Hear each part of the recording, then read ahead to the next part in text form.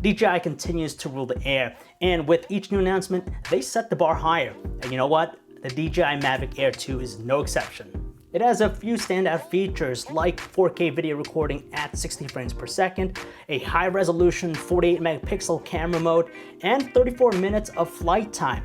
Now, all this points to the ultimate drone. But is it? Well, let's find out. Technically, the Mavic Air 2 is slightly larger and heavier than its predecessor, but it's not a problem. You could still fold it for easy storage in a backpack.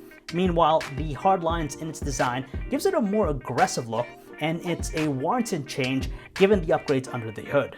Now, if you're worried about all the extra bulk slowing it down, don't be. It still reaches a top speed of 42.5 miles per hour, just like its predecessor. I personally like piloting it in normal mode, just because you get that balance of speed and responsiveness.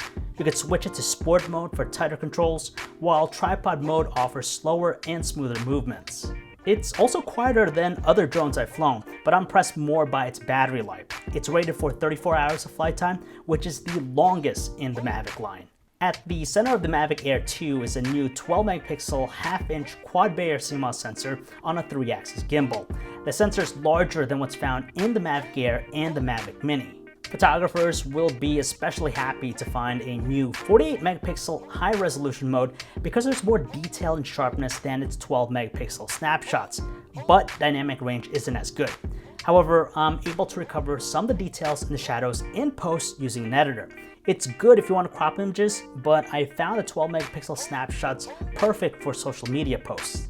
The DJI Mavic Air 2 is a beast when it comes to video. You have 4K 60 frames per second video capture, and that's at a bitrate of 120 megabits per second, so there is some room for flexibility to work on the footage later on in post. I also prefer shooting in the D-Cinelike profile. You get rich and sharp details with low contrast. There's also HDR video. It's a handy option when you want the best results without having to work on the footage later on. You get improved dynamic range, so highlights, for example, are toned down. The sky won't be blown out, and it will have better exposure to match the rest of the footage. Colors also receive a bump in saturation too.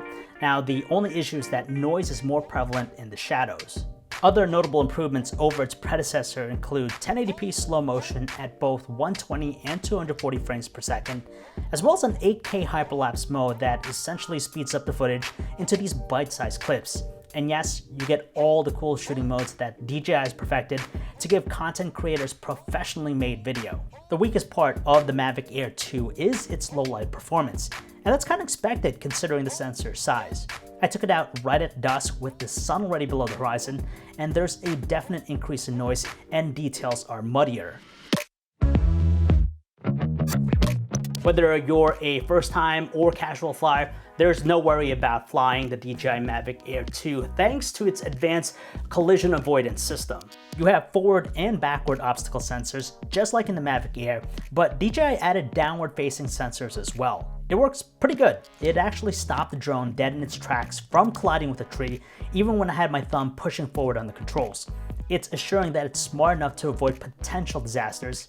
And finally, there's also AirSense technology that allows it to receive signals from other nearby aircraft and shows it on your phone screen. The controller for the Mavic Air 2 is a bit chunky, but I still found it comfortable to use. I like how the joysticks and cables are tucked away when you're not using them.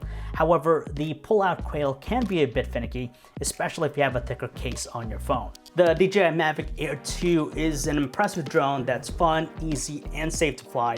Whether you're new to the drone scene or if you fly professionally, it has everything you'll need. It starts at $800, but I urge you to spend the extra money to pick up the Fly More combo at $988 because you're getting more value. You get a total of 3 batteries, a set of ND filters, extra propeller blades, and a carrying case. Those accessories more than make up the difference.